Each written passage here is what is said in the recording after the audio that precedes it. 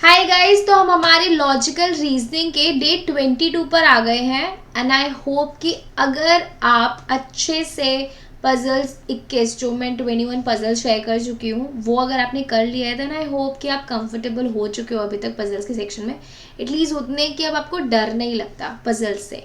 अगर आपने की है तो, और अगर नहीं की है तो जाकर के उन्हें कंप्लीट कीजिए एंड आई एम श्योर कि आप एटलीस्ट पजल से डरना बंद कर दोगे और जो ऑलरेडी इनिशियल लेवल पे थे वो थोड़े से अप लेवल पर हो गए होंगे। हम देखते हैं आज की पजल किस बारे में है। देखो कह रहा है 8 बंदे हैं, A B C D E F G H live on different floors but not in the same order in a 8-floor building whereas lowest floor is 1 and the topmost floor would be 8। ठीक है, तो normal 8 floor का structure है। ऐसी puzzle हम पहले भी कर चुके हैं एक कदा, तो देखते हैं अब उसमें क्या है अलग। स्ट्रक्चर बना लेते हैं। 8 फ्लोर्स उसने मेंशन किए हैं तो हम भी हमारे फटाफट से 8 फ्लोर बना लेते हैं। 8 7 6 5 4 3 2 1। ठीक है, फ्लोर्स में हमने ऐसे सेग्रीगेट कर दिया है। अब यहाँ पर हमें इन बंदों को बैठाना है। ओके जी, फाइन फाइन फाइन। ठीक है, तो हमारा कॉलम बन जाएगा पर्सन का।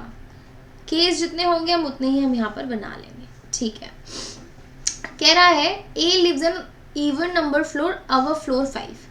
5वें फ्लोर से ऊपर इवन नंबर फ्लोर 6 एंड 8 ही बचता है तो ए उस पर रहता है। तो दो केस की शुरुआत आप यहाँ से कर सकते हो। आगे देखो ए से रिलेटेड इन्फॉर्मेशन है, फर्दर ए से बी पहुँच जाओगे, बी से सी पहुँच जाओगे, सी से आगे आप ई एंड डी तक पहुँच जाओगे। तो कनेक्टिंग थ्रेड्स हैं। ठीक है, तो एक केस में मैंने ए को 6 फ्लोर पर मान लिया, दूसरे केस में मैंने ए को 8 फ्लोर पर। Even number floor above 5th floor. ठीक है, कह रहा है the number of person live above A is same as the number of person live between A and B. ठीक है जी, ए से ऊपर जितने लोग हैं उतने ही ए और बी के बीच में हैं। ठीक है, तो ये केस 1 में, दिस इज केस 2। ठीक है, केस 1 में ए से ऊपर है 2 लोग तो ए और बी के बीच में भी 2 ही लोग होंगे। तो ए और बी के बीच में 2 लोग छोड़ करके बी को 3rd पे बिठा दिया केस 1। एंड केस 2 में ए से ऊपर है 0 तो ए और बी के बीच में भी 0 लोग होंगे। बी को नीचे मत बिठा देना, ए से ऊपर जितने हैं उतने ए और बी के बीच में। तो केस 2 में ए से ऊपर 0 लोग हैं तो ए और बी के बीच में 0 लोग, तो यानी एडजेसेंट बिठा दिया। ठीक है, आगे कहते हैं 3 person live between B and C. B और सी के बीच में 3 लोग हैं। तो केस 1 में अगर मैं बी को 3rd फ्लोर पे बिठा रही हूँ तो नीचे की तरफ तो 3 छोड़ने की जगह नहीं है, तो 1 2 3 छोड़ा तो सी होगा 7th फ्लोर पे, राइट। केस 2 में 1 2 3 छोड़ करके सी 3rd फ्लोर पर ही बैठ सकता है। तो यहाँ तक तो हमारे दोनों केसेस बिल्कुल सही चल रहे हैं।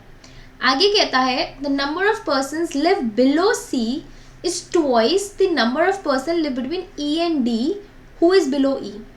लंबी लाइन हो गई, तोड़ तोड़ के पढ़ते हैं। Number of person live below C.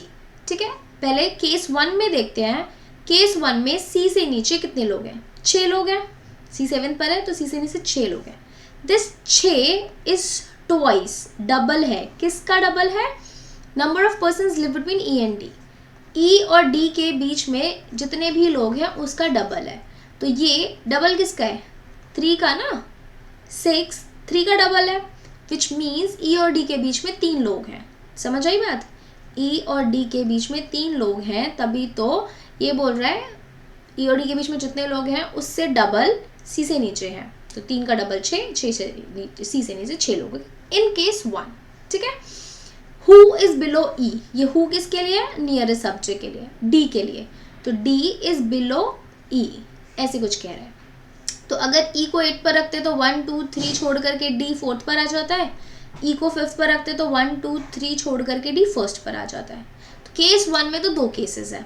ठीक है, अब केस 2 की बात कर लेते हैं। केस 2 से नीचे कितने लोग हैं? 2 लोग। केस 2 में केस 2 से नीचे नहीं, सॉरी, सी से नीचे कितने लोग हैं? 2 लोग हैं। ठीक है, तो this 2 is double of what? 1 का। तो ई एंड डी के बीच में 1 लोग हो जाएंगे। समझ आई? और जिसमें डी ई से नीचे होगा। तो ये केस जाएगा केस 2 के साथ, ये जाएगा केस 1 के साथ। समझ आ गया ना बात? सी से नीचे जितने लोग हैं वो डबल है ई और डी के बीच में जितने लोग हैं। तो केस 2 में ई और डी के बीच में 1 कर दिया, 1 का डबल 2, तो सी से नीचे 2 लोग हो गए। राइट।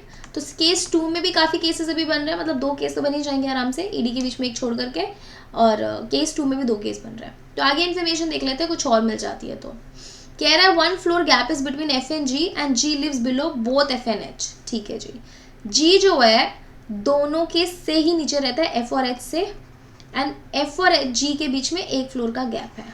ठीक है जी, पहले केस 2 को देख लेते हैं, बिकॉज केस 2 में भी एक फ्लोर का गैप है, और मतलब एफ और जी में भी एक फ्लोर का गैप है, और ई एंड डी में भी एक फ्लोर का गैप है। तो पहले केस 2 को केटर करते हैं। अगर मैंने एज्यूम किया ई एक छोड़ करके डी यहाँ मान लिया, तो एफ एंड जी के बीच में एक फ्लोर का गैप बिठाने की कहीं पर भी जगह नहीं बचेगी। अगर आप एफ को इधर बिठाते हो 4th-5th फ्लोर पे, तो जी को आप किधर बिठाओगे, 2nd फ्लोर पे या 1st फ्लोर पे, पर एफ जी के बीच में उतना गैप नहीं रहेगा। ऑल्सो जी से ऊपर एच भी है, इसने बोला है ना G lives below both F and H, तो जी से ऊपर जाना चाहिए एच, तो एच को यहाँ बिठाना पड़ेगा मुझे, बट देन एफ एंड जी फिर साथ साथ हो जाएंगे, तो ई एंड डी यहाँ एज्यूम नहीं कर सकते। समझ आ गया? ठीक है जी, मान लेते हैं ई को 5th फ्लोर पे बिठाएंगे तो एक छोड़ करके डी की जगह नहीं है, बिकॉज 3rd पे सी बैठा हुआ है। ई को 4th फ्लोर पे बिठा दो तो डी को आप 2nd फ्लोर पे बिठाओगे, but then again F and G के बीच में एक फ्लोर की जगह नहीं रहेगी। एच को अगर आप इधर बिठा दोगे, एफ को इधर बिठाओगे, जी को 1st पे बिठाओगे, तो एफ और जी के बीच में तो 3 लोग आ गए। तो केस 2 में मेरा कैसे भी वर्क नहीं कर रहा। ई एंड डी को मैंने 6th एंड 4th पर बिठा लिया तो भी वर्क नहीं कर रहा, 5th 3rd पर बैठ नहीं सकता था, 4th एंड 2nd पर बिठाया तो भी वर्कआउट नहीं कर रहा। तो केस 2 मेरा एलिमिनेट हो गया। अब केस 1 देखते हैं। केस 1 में हमने कहा था ई को 8 पर बिठा दे, एंड एक छोड़ करके 3 छोड़ करके ना, ई और डी के बीच में 3 छोड़ करके 1 2 3 डी। क्या हुआ, कंफ्यूज हो गए कि यहाँ वहाँ मैं एक छोड़ रही थी, यहाँ मैं 3 छोड़ रही हूँ। अरे बाबा, ये कंडीशन थी ना यहाँ पर, number of person live below C is towards the number of person live between E and D. तो केस 2 में तो एक बंदा छोड़ना था, और केस 1 में 3 बंदे छोड़ने थे। तो कंफ्यूज मत हो जाना, पता चला केस 1 में भी एक ही बंदा छोड़ करके मैप करने लग गए, और फिर वो घूमते रह जाओगे आप। केस 1 में ई डी में 3 बंदे छोड़ने हैं, बिकॉज सी से नीचे 6 बंदे हैं, और केस 2 में एक बंदा छोड़ना था। ठीक है, क्लियर है? तो ई को अगर टॉप पे बिठा दिया तो 1 2 3 छोड़ा, डी मेरा 4th फ्लोर पे आ गया। ये भी मेरा केस है, ई को मैं 5th पर भी बिठा सकती हूँ, बट लेट सी बनता है नहीं बनता। नाउ एफ और जी के बीच में एक का गैप। अब अगर एच को मैं, क्योंकि एच मेरा जी से अबव है, एच को 5th पे बिठा दूँ तो एफ एंड जी के बीच में एक का गैप नहीं है। फाइन, आप कहोगे कि एच को क्यों ऊपर बिठाना, एफ को ऊपर बिठा दो। एफ को ऊपर बिठा दोगे तो भी जी को इधर मानूँ तो भी 2 का गैप है। तो अगर मैंने ई को एज्यूम किया है 8th फ्लोर पे, तो मेरा सेट नहीं बैठ रहा, तो मेरा केस 1 का ये जो केस है ये काम नहीं कर रहा है। ठीक है, तो एक बार हम फिर केस 1 का दूसरा केस ले लेते हैं। एक बार मैं इसको इरेज कर देती हूँ, जो जो भी अभी मैंने एज्यूम किया है। ओके, ठीक है, इतने तक सही है, हम यहाँ तक क्लियर है। तो हमने ई को मान लिया 5th फ्लोर पे, 1 2 3 छोड़ा तो डी हमारा 1st फ्लोर पे। अब हमारे पास जो टोटल 4 केस बने थे ना, केस 2 के 2 केस, केस 1 के 2 केस, उसमें से हम 3 केस एलिमिनेट कर चुके हैं, एंड ओवरली आराम से हो पा रहा है। और अब केस 1 का सिर्फ एक ही केस बचा है। ठीक है, तो पक्का यही बनेगा। ई को 5th पे बिठाया, 3 छोड़ करके डी को हमने इधर बिठा दिया। अब एफ एन जी को किधर बिठा सकते हैं कि एक फ्लोर का गैप हो? ऑब्वियसली एफ एन जी को एफ ऊपर 4th फ्लोर पे, एन जी को 2nd फ्लोर पे। फिर उसके बाद हमारा बची जगह पे बचा बंदा एच आ जाएगा, और देखो एच जी से ऊपर भी जा रहा है, राइट। तो हमारा ये अरेंजमेंट बिल्कुल करेक्ट है। समझ आया? इजी था, 2 इसमें 3-4 केसेस आए थे, बट सारे आसानी से एलिमिनेट हो रहे हैं। आई होप आपको समझ आई हो, बट इसमें गड़बड़ आप यही कर सकते हो, एक तो इन्फॉर्मेशन सी से बिलो इज टॉइस वाली लाइन ये सही से कॉम्प्रिहेंड ना करो। दूसरा केस 1 में इसका केस अलग बनेगा, ईडी में 3 बंदे, केस 2 में ईडी में 1 बंदा, तो ये याद रखते रखते आप भूल जाओ। ठीक है, तो यहाँ गड़बड़ हो सकती है। उसके अलावा तो पजल आसान है। क्वेश्चन देखते हैं। The number of persons live below D is same as the number of persons live above. D से नीचे 0 है तो H से ऊपर भी 0 है, बी ऑप्शन।